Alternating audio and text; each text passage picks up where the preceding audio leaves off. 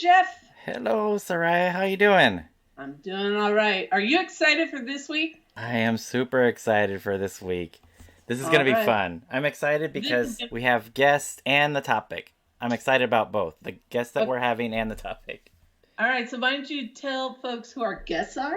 All right, so we invited a couple of our good friends and returning co-hosts on the show, guest co-hosts. Yes. And that is Joy and Howie. So we had them on. Joy's been on a couple times, but we had Howie on to talk about the last show that we did. Remember live shows? Barely. And what's our topic this week, Jeff? So we're going to talk about compilation albums that have been really important to us. And I want to talk a little bit more about compilations in general, but I say we give these guys a call and we'll talk about it all together. Let's hop into it. Hi, this is Soraya. And this is Jeff. Our podcast is called Paisley Stage Raspberry and Rhyme. A podcast where the two of us play music that we like and share anecdotes and background about the tunes. We hope you'll join our conversation. And without further ado, agruviar. Let's get groovy.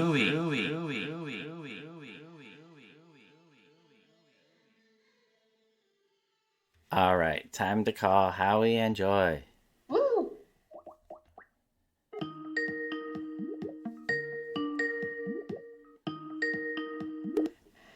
Hello. Hello, Joy. How are you? Can you see me? Not yet. No? What do I do? You got to turn on your webcam. Hey, Howie! Hey there. We're just waiting to see Joyce. My super. She is! Woohoo! It worked. It works. Oh, gee. You all have glasses on. Should I? We all look chic. Hey, Jeff. So once again, as we teased at the top of the episode, we're talking about compilations. Why compilations, Jeff? So I was thinking there's a couple different kinds of compilations. There's band compilations, kind of like greatest hits or best of, where you have a compilation of just one particular band. And then we have the type of compilations that we're going to be talking about over the next few weeks, where it's compilations that include multiple bands, so various artist compilations. And I think the four of us have already talked about, there's been some pretty important compilations that have made big impacts on our lives. So that's what we're going to talk about. Yeah. That type of compilations. So I just want to start out with a beginning question for all of us. And Howie, I'm going to start with you. Why is WarfRat Tales an important compilation for you? We've all talked about this one at some point in time, but share with our listeners, why is this an important compilation for you?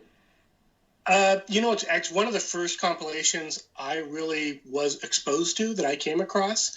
At that time, I was just kind of getting into music scenes from just around the country and around the world. And so to me, I'm up here living in Seattle, and Seattle had a pretty cool music scene, but what was going on in LA and Boston and some other towns around the country just were really cool to me. And here's this record that has all these bands and all these cool songs from this amazing scene. And it just kind of blew my mind because it's all these songs and bands that everything was new to me, and it was all in one place. It was really cool. It was perfect. What about you, Joy? Why is WarfRat Tales so important for you?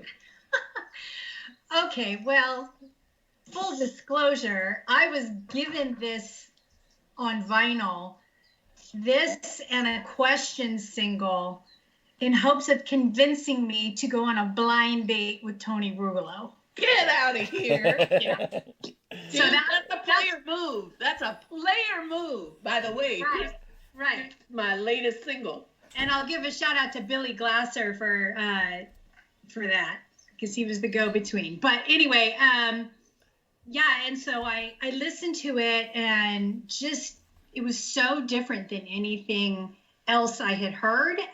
Really at the time, in terms of like an album, it wasn't, I didn't have exposure to that kind of a compilation really before, where it was a bunch of bands and, local bands at that, because I was at UCLA at the time. So some of the names I already knew and some I didn't, and I just fell in love with it.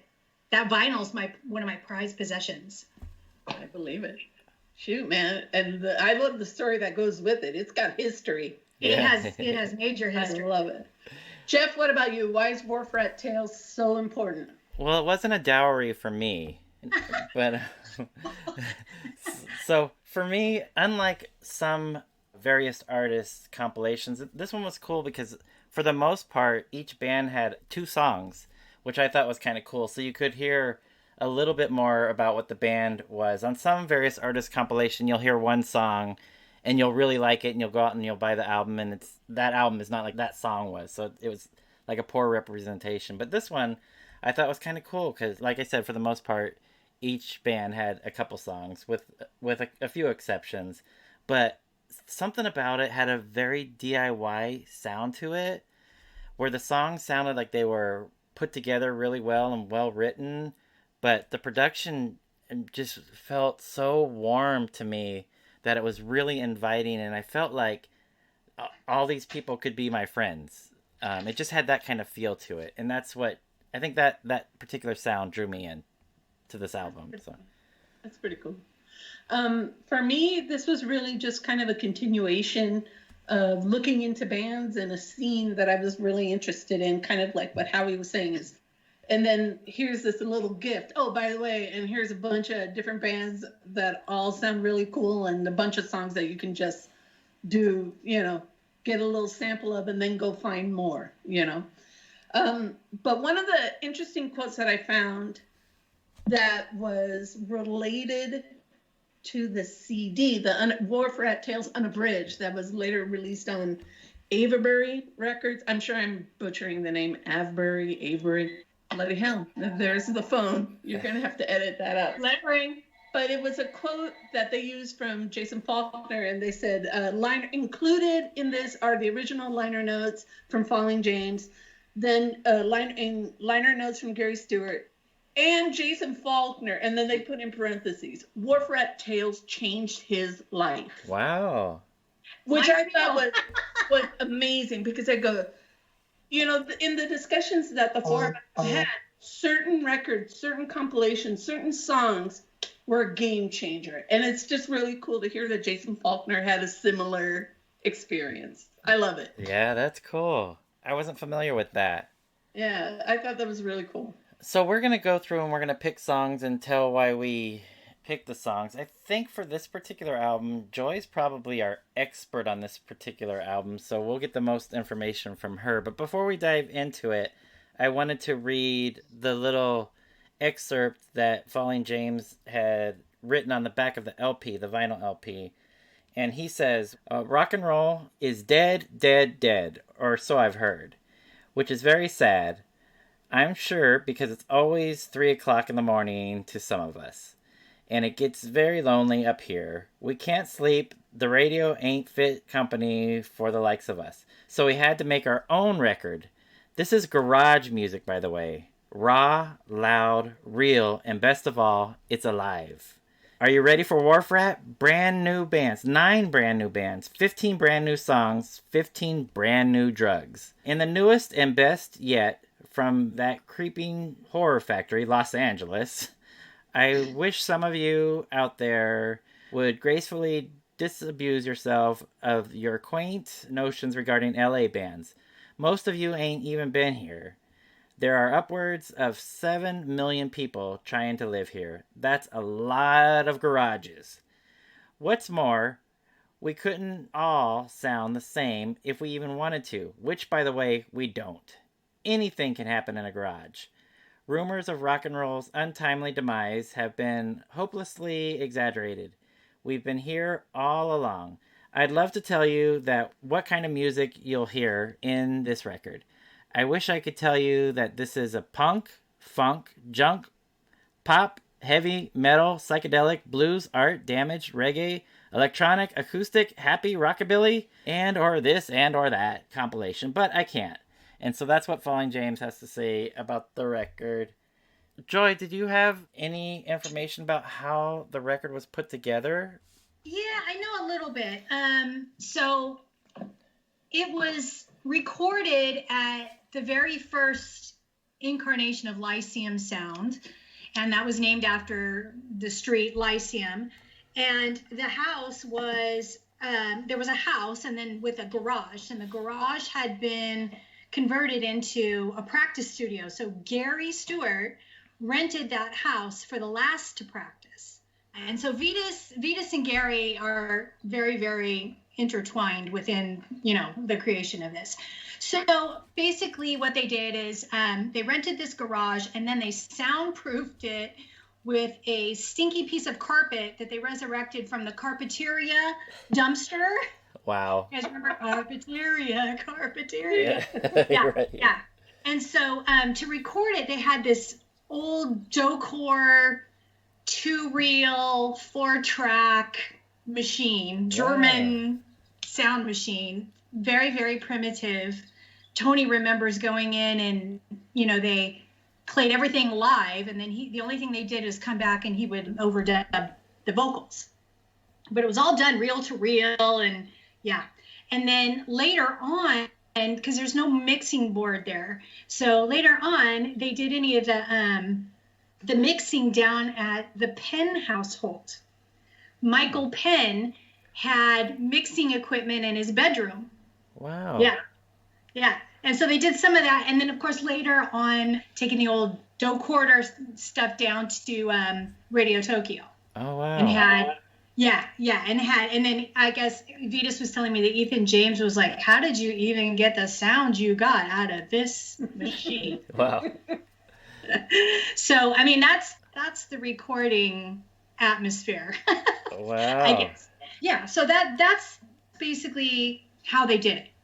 That is so cool. Pretty cool. I wasn't aware of that. That's interesting because I was in a band in the 80s and we only recorded at 2 studios. We recorded at Lyceum and we recorded at Radio Tokyo.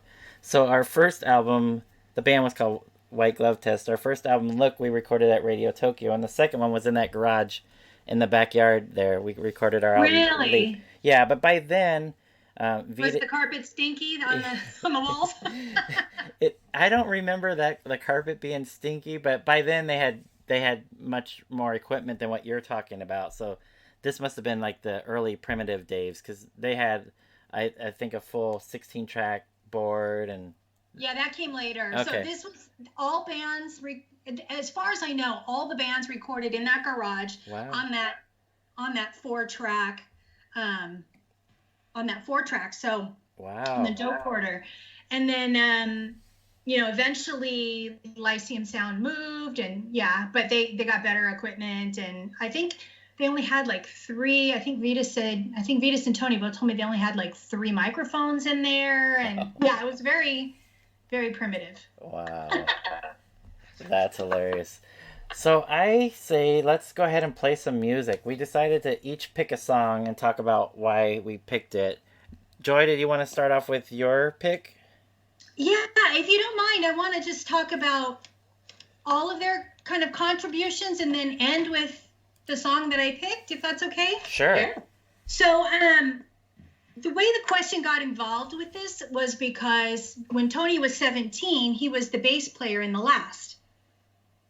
And he was so in awe of Joe and everything Joe brought to the table, his writing, his arranging, his, vocals, everything. He would, stand off to the side and, they practiced in that garage too. So they, he'd go to band practice there and just watch Joe. And I teased Tony because I say you were one of the few guys that Joe didn't fire. He actually quit. Wow. Because Joe made him want to go and get his own band. Wow. Which eventually would become The Question. So, and then Vitas has always been, we've all met Vitas. We know how generous he is, how nice he is. And he was always, very, very supportive of anything Tony did with The Question. He, produced stuff. He, distributed it. Same with Gary. And that was how the question came to be on this, is from the link of the last, and the fact that Vitas was like, you should be on this album. So there are three tracks from the question, 2 originally on the vinyl, and then when the reissue came out, the 3rd one. So the songs are Brand New World, which was written by Tony Rugolo, David White, the drummer, and a guy that's credited as P. Conway, but I'm told that's Mark Conway, who was the first guitarist in the question. So the first incarnation of the question, Tony played bass, and then Mark Conway played guitar. He helped write that song. And then added onto this CD is a song called One More Time, which is the other side of Tony's kind of repertoire, where he goes very soulful, very gritty. He has this voice that can kind of flip-flop between Brian Wilson's smooth, sweet, and beautiful, and this gritty, soulful, and so that's One More Time. He wrote that one by himself. The song that I chose is Shall Be Love. And Shall Be Love, when the album was reviewed, it was always mentioned as a standout on there. Like, it was always mentioned. If any question song was mentioned out of the 3 or the 2, it was this one. I think one review said it compared him, where's my writing? Oh, tricky Yardbird chord changes. And it is still the song that when you go and see them live, there's always that one dude up in front that's like, Shall Be Love, Shall Be Love. So I've gotten to the point where I know where it is in the set list, and I'll be like, it's 4th, just to make it be quiet. That's hilarious. But that's my choice. I did ask him, like, what inspired it, and he said, it's one of those things where you look back, it's a time capsule of his life back then, and nowadays we look at it as maybe being a little corny or whatever, but those universal things of teen angst and broken hearts and all that kind of thing that you feel as a teenager and even into your early 20s. The other thing I wanted to mention is that at this point, the question lineup was Tony on bass. Is that right? No, that's not right. Okay, the lineup at this point, at some point, Tony played some guitar on some of the recording stuff, and David said, dude, get off the bass. You need to be playing guitar. So they asked a good friend of theirs that they grew up with named Daniel Saltzman, who was like my BFF for the longest time, Daniel Saltzman, to come in and play bass. And so he did. On all of it except for Brand New World. And if you listen to that song, there's like this big bass thing in the middle of it. And I guess, sorry, Daniel, I guess Daniel flubbed it up. So Vitas caught it, and Tony came in and redid it. And you'll hear it. It's like a whole, almost like a John Entwistle thing going there. So that's a great one to listen to. But getting back to Shall Be Love, that's my pick. It is a classic, and it is probably their most popular song that people scream for. Very cool. Let's give it a listen.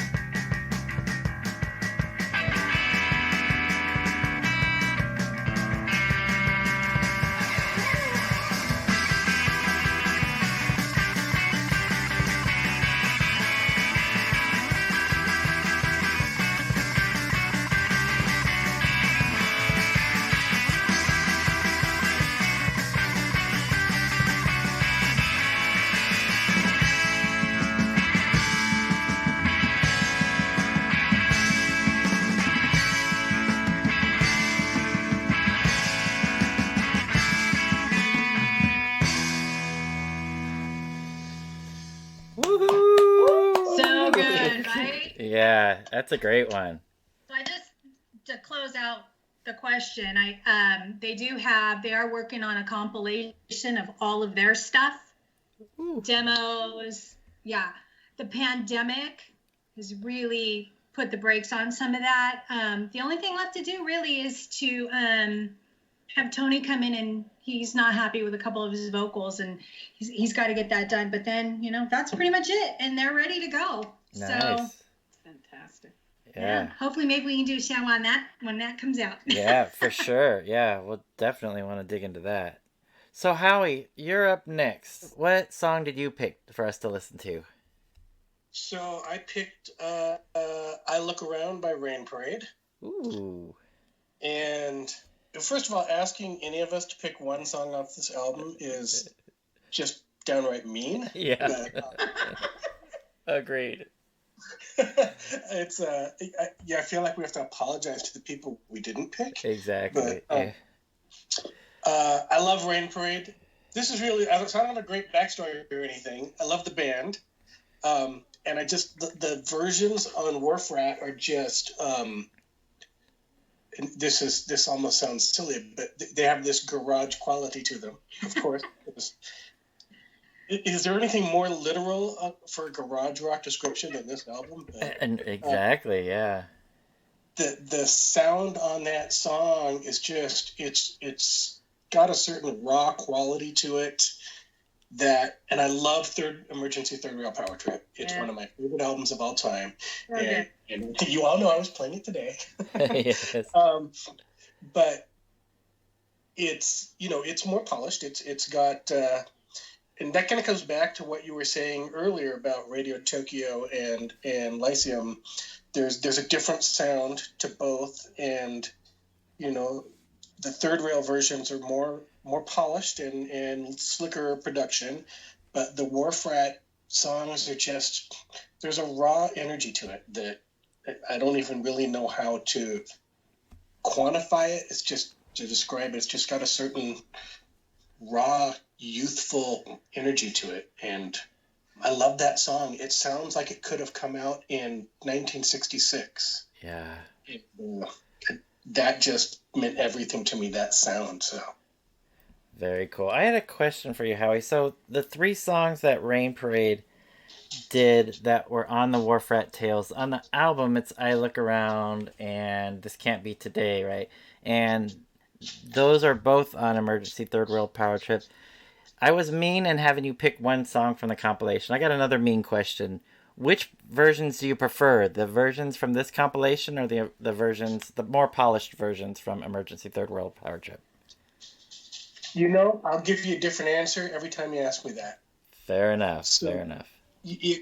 I like them both, and it's like, well, which one of your children do you like the best? Yeah. Yeah. It depends on how good they're being at the time, right? So, exactly. I love them both. There's aspects I love about both. I spent some time today listening to I Look Around on WarfRat and then going to Third Rail and just going back and forth listening to it both. I did that today too. Wow. And I was trying to listen to the differences, and I'm like, oh yeah, well, the guitar on Third Rail, this is really, it sounds like it's overdubbed and really polished, and almost sounds like it's backmasking here, and it's, and it's just not there on the WarfRat versions. Going back to what Joy said about the equipment, you can hear clearly on WarfRat, it's on much more primitive equipment, Yeah. But something great about that. There's something just really great about that. Again, at the time in Seattle, too, when that came out, I was listening to bands like Room 9 that had that same sort of sound, and they're recording just on shoestring budgets and garages and these makeshift studios up here. And I loved that whole sound. So, yeah. So I guess I was a sort of a politician answer of not answering your question. I wouldn't expect anything less. Yeah. All right. Well, let's listen to the song. What do you guys think? Yeah. All right, Howie, you want to intro the song real quick, and we'll give it a spin. All right. Here's I Look Around by the Rain Parade.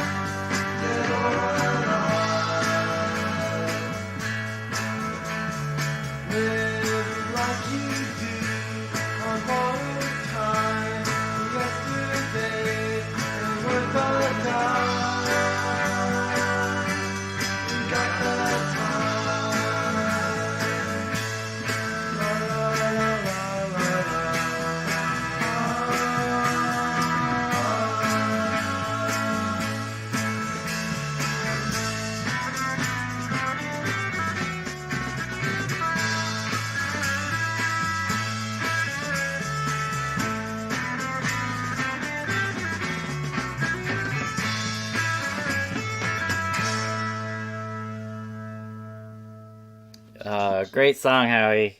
I was just noting Love it. on the credits on the album, it says that in addition to Matt Pucci, David Roback, Will Glenn, Stephen Roback, and Eddie Kawa, the drummer, that it also includes a guy named Brian Norris and Kendra Smith. That is interesting, especially in light of the conversation that we had, Soraya, with Matt Pucci about Kendra Smith being invited to be in Rain Parade.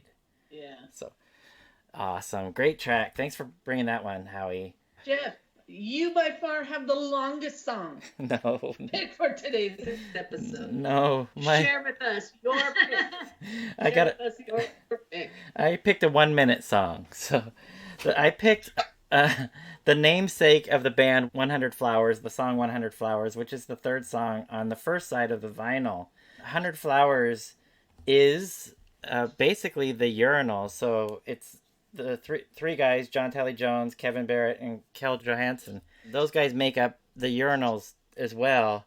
And when they're the Urinals, they're a little bit more punkier and then a little bit more art rock, I would say, when they're 100 Flowers. And I'm pretty sure that this WarfRat Tales was my first exposure to 100 Flowers. But the main record for me for 100 Flowers was Drawing Fire. That was an EP that came out on Happy Squid's record. And I bought Drawing Fire because of the fact that it was the artwork for it. So this guy named Bruce Leitcher from a record label called Independent Project Records printed up these album covers on a press board. And it just has a really cool aesthetic to it. And anything that looked like that, I would buy. So it looked like a press board, and he would do what they call a letterpress print on it. And that record, Drawing Fire, is really, really good. But this song, 100 Flowers, I thought was really cool. I just love the energy of it. Just, they cram a lot into 1 minute. And it's just fun, powerful, and I like the fact that it's the band's namesake. So 100 Flowers still plays around. Oh, and I did want to mention that John Tally Jones has also played with Trotsky Ice Pick sometimes, but usually when Trotsky Ice Pick plays, it's Danny and the Doorknobs plus John Tally Jones. John Tally Jones has also played in Danny and the Doorknobs, and of course the Urinals, and then Kevin Barrett also in the Urinals, and then Kel Johansson also plays in Danny and the Doorknobs and Trotsky Ice Pick. So when we had Vetus on the show, we talked about how it's very incestual, all these bands with kind of the same players that kind of float around. So I just like that connection with all those bands. And this song I just think has tons of energy and it's a lot of fun. So I'll go ahead and play it. So 100 Flowers by 100 Flowers.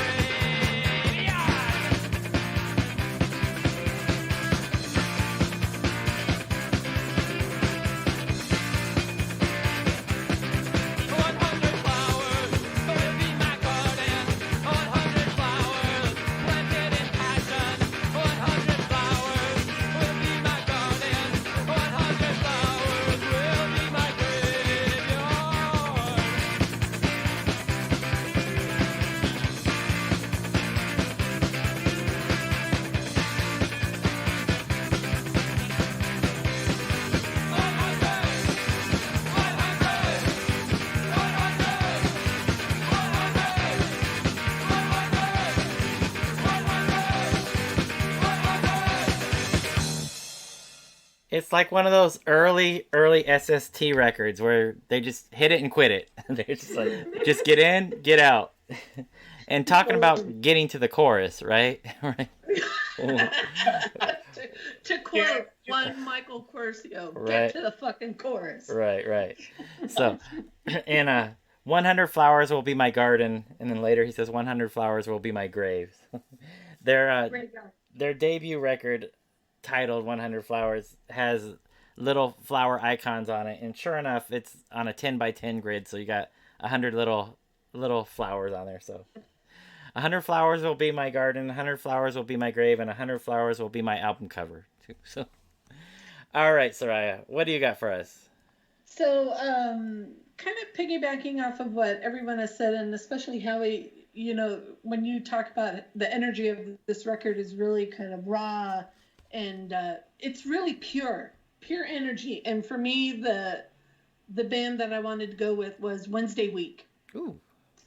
So Wednesday Week has 2 songs on this.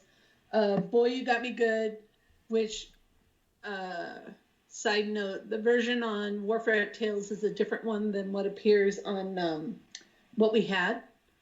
But the song that I picked is Anyone Like Me. Credited, the credits are Callan and Callan. But I love the vocals on this song. I love Chrissy's vocals on this. And according to the information for, and I'm using the information from Unabridged, which, by the way, is released on Everbury Records, which Kelly is founder of. So nice. I figure why not go to the source? So the players on these 2 tunes are credited as Chrissy Callan, guitar and vocals, Kelly Callan, drums, Kjell Johansson, bass, and then it also adds on with David Nolte, Steve Andrews, and Vitas Matare. So it's just an awesome song. So let's play it. Anyone Like Me?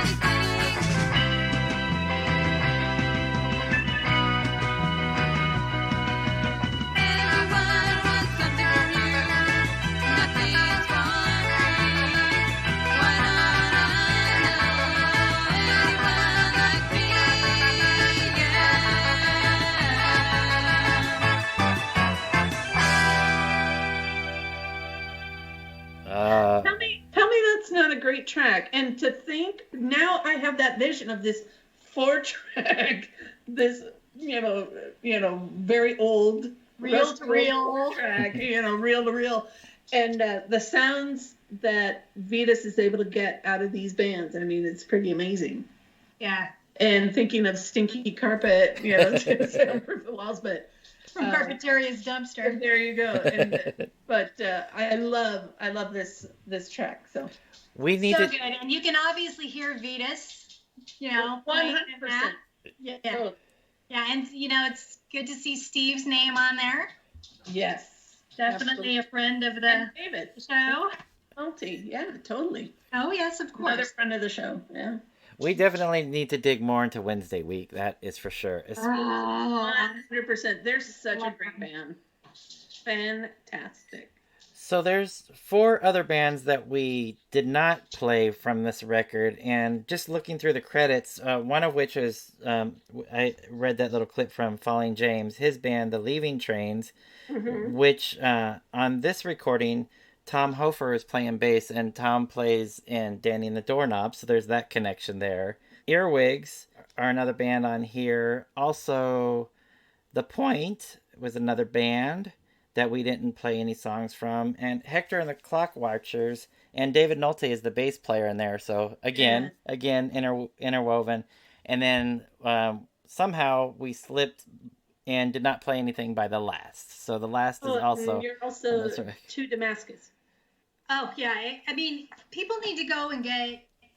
Good luck finding the vinyl, but especially with the insert in it still. But you're killing me, Joy. Get the CD because there's stuff on there that is not on the album by the same bands on the album. And then you mentioned To Damascus. I love Night Surfing, which is an instrumental. The Up and Out.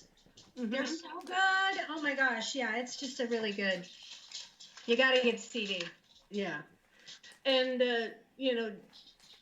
when WarfRat Tales Unabridged got released on CD, it's also available on some of the streaming services. Like, it's on iTunes, so it is available for download in a digital format. Oh. The LP, I mean, we're talking Holy Grail, WarfRat Tales, that original, and some of the other compilations we're going to be talking about too are, I mean, record collectors have them. I know this group has them. But some of these are tough to find. Yeah. Very tough. Yeah. So thanks again, Billy Glasser. The best story, I swear. That's the best story ever. Yeah, that's really, really cool. That's cool. And then I think Vetus was telling me something about a compilation called Sons of WarfRat Tales, which I think may have been a cassette only release, and I think he was mentioning something about possibly making that available as streaming or digital, possibly. Yeah. And I think he said it's upwards of 100 songs, maybe. Can you imagine? No. No. I mean, the unabridged CD version has 28 songs. Yeah. So. But look, if someone can pull together tracks and probably has tapes and reels, it's Vitas Mataré. And Vitas said it was passing. He's like, oh, by the way, 100 times. We're like, what? And he said, oh, yeah, maybe one day. That's what I love about Vitas. He's just the best, I swear. Yeah. Come on, chop, Vitas, get it done. I know, right? Stop all that other stuff you do. Give us more music. All right. Before we close out, I think, Joy, you wanted to share something, perhaps a quote? Well, I'm just going to paraphrase something that Gary said to sort of close it out, I guess.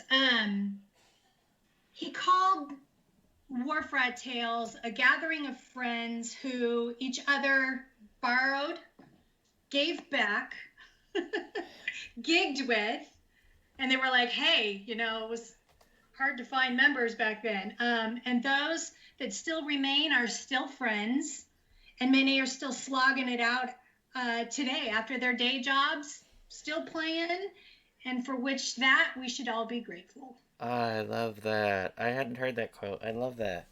Some of it was mine, some of it was his, so, paraphrasing, but yeah. Nice. I like it. I like that a lot, too. It kind of reminds me of a similar communal vibe that the Paisley Underground has, in that these were bands that were friends from the same area that like to gig and hang out together and play.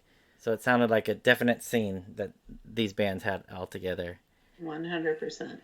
Very cool. So what album do we cover next time? What's our next compilation? Oh, folks, you got to tune in.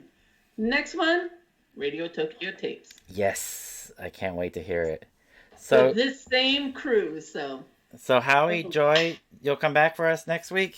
Sure. Very cool. All right, so then Howie, I know it's a tough pick too.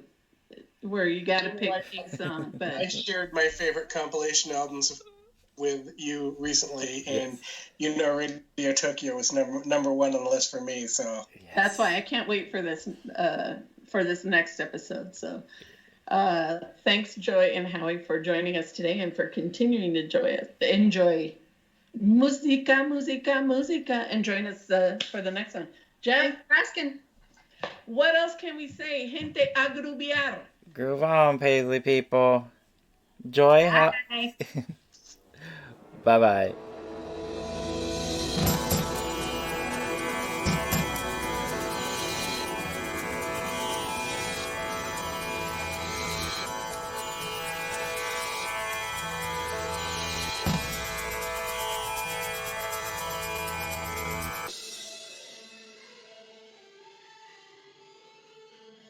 That was super cool, Joy. I had no idea all that information about that. Fabulous. I left out a really good story, too. You want to hear it? Yes. Okay, so this has to do with the urinals. So when the urinals needed their first singles mixed, Vetus went over to Michael Penn's to do it.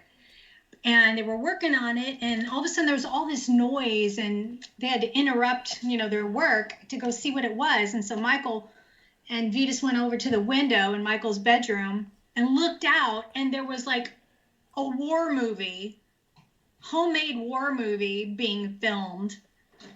And so it pissed Michael off. So he went downstairs and, according to Vetus, physically communicated that Sean needed to keep it down. Wow. Because I read a long time ago that this was like, it must have been Sean Penn, Charlie Sheen, I think Emilio Estevez. They would get together and film these war movies. And one of them became kind of like the seedling of a story that translated into Platoon. I think they all did that stuff because Tony, Daniel, David, these other guys that are really good friends with Tony, they all did these like Super 8 films. Yeah, and I remember they filmed one. They were down in a parking garage at UCLA. Oh, Chris Durand, who is a good friend of mine that actually played Michael Myers in the H2O film, the Halloween H2O. Anyway. So they used to do all of these films, and they had the camera down in the parking garage and panning up to like the entrance. So all you could see was this bright light and this, shadowed figure coming down with like a fedora on, and he's kind of pimping and rolling as he's walking. He's going, all you can hear is his voice and see his shape. He's going, get out in that kitchen and round them pots and pans. Wow. It's Tony. And I don't remember anything else about the movie because I know I watched it, but I remember that. I thought it was so funny. That's hilarious. Westerns, bank robbing. I've seen like tons of these Super 8 movies. I think they all did it back then for entertainment. That is so cool. Oh, yeah. Crazy that was going on while the urinals were trying to lay down some tracks, right? Well, it was just Vetus. It was just Vetus and Michael with the master physically communicating. Wow. Yeah, that's what I thought was one of these. Because Michael, I'm sure, there's so way bigger. Parallels between Seattle and LA music scenes. It just that whole story is just at the time in the early 80s in Seattle. There's all these little independent Super 8 filmmakers too. I'm still friends with some of them. And at the same time that all this sort of shoestring budget music's going on up here too. It just amazes me. There's so many parallels, and I all I know of the LA scene is listening to it and getting into it over the years, and the Seattle part I know firsthand. But the more I hear stories like that, it's like, wow, it's just amazing how many parallels there are. That's cool. And then think about different actors. Right. Yeah. But like, think about if back in the early 80s, if we had the technology of now, like, of like video streaming and things like, think of how close those scenes could have been, even more closer, Oh, yeah. I look at it like that. even the early 90s. I'm just glad there was no technology. Yeah. I mean, many of no evidence. That's for a lack of evidence. Yeah.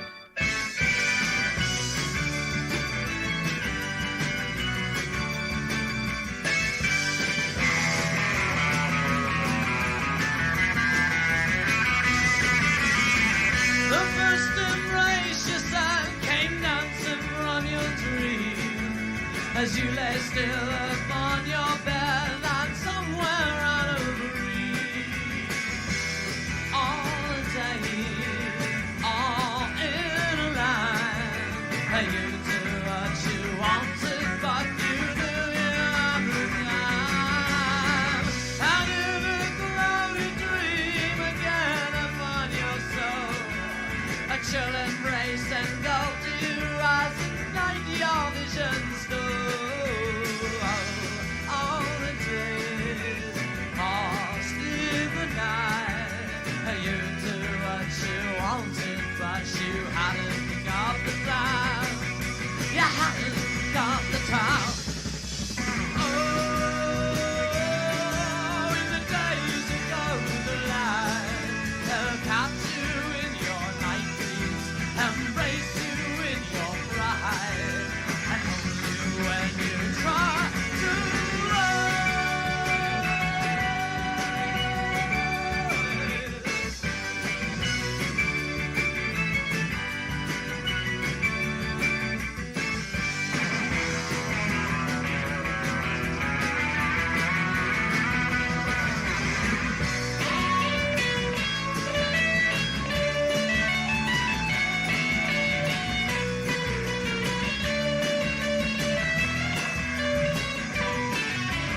On our waking softly to the ones who wait, your eyes to meet their eyes and far below you hesitate. Oh, in the days ago the light, they'll catch you